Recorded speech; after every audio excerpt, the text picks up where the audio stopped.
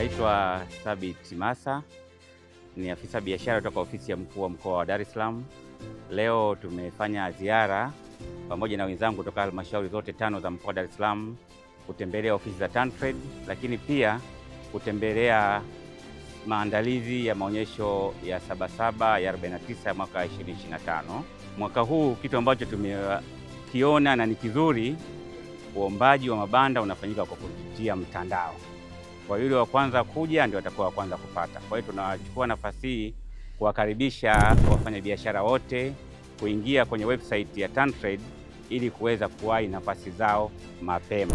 Maonyesho ya kibiashara ya kimataifa, fahari ya Tanzania.